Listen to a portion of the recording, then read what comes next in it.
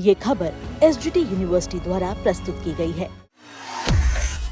योगी जी का जो बयान है, इसमें दो बातें हैं।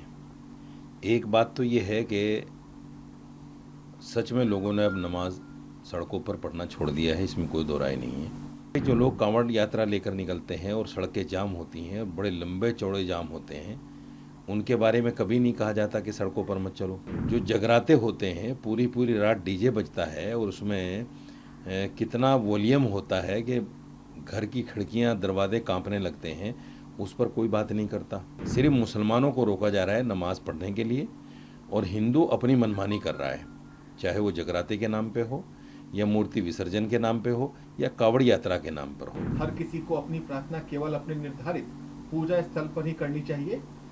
लोगों ने पूछा कि यह कैसे संभव है, उनकी संख्या ज्यादा है। तो आदित्यनाथ ने जवाब दिया कि वो शिफ्ट में अपनी प्रार्थना करते हैं।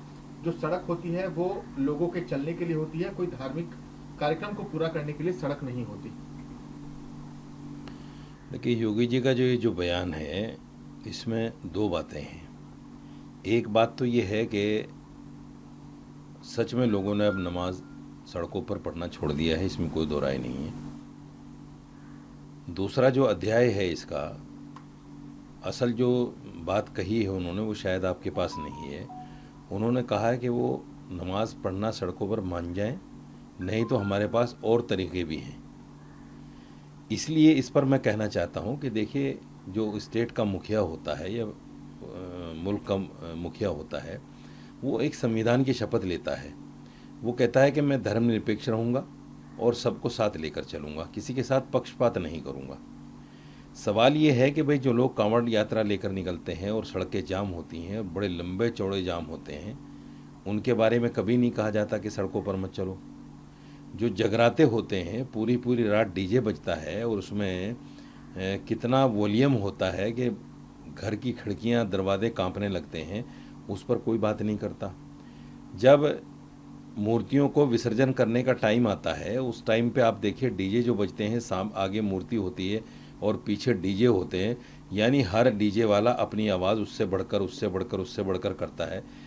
पास में उससे निकलना मुश्किल हो जाता है, कान फटने लगते हैं, उस पर कोई बात नहीं करता। इससे ये अंदाज़ा होता है कि ये पक्षपात हो रहा है। सिर्फ मुसलमानों को रोका जा रहा है नमाज पढ़ने के लिए, और हिंदू अपनी मनमानी कर रहा है, चाहे वो जगराते के नाम पे हो या मूर्ति विसर्जन के नाम पे हो या कावड़ यात्रा के नाम पर हो। इसलिए मैं कहना चाहता हूँ योगी जी से, योगी जी, आप मुखिया हैं, आपकी ज़बान बड़ी शालीन होनी चाहिए, बड़ी शांति से आपको बात कहनी चाहिए, और ऐसी कोई बात आपकी न हो जो पता चले कि एक समुदाय को डराने की बात हो रही है। ये जो आपने कहा है कि मान जाएं, नहीं तो दूसरे तरीके भी हैं, ये ज़बान एक संवैधानिक पद पर बैठे हुए प्रदेश के मुखिया की नहीं हो सकती। मैं दूसरा वर्ड तो नहीं कहूँगा किसकी ज़बान हो सकती है, लेकिन ये मुखिया की तो नहीं हो सकती। इसलिए मेरा मानना ये है कि योगी जी को बोलते हुए संयम रखना चाहिए, और दूसरे समुदाय का भी, यानी हमारा भी, मुसलमानों का भी ख्याल रखना चाहिए।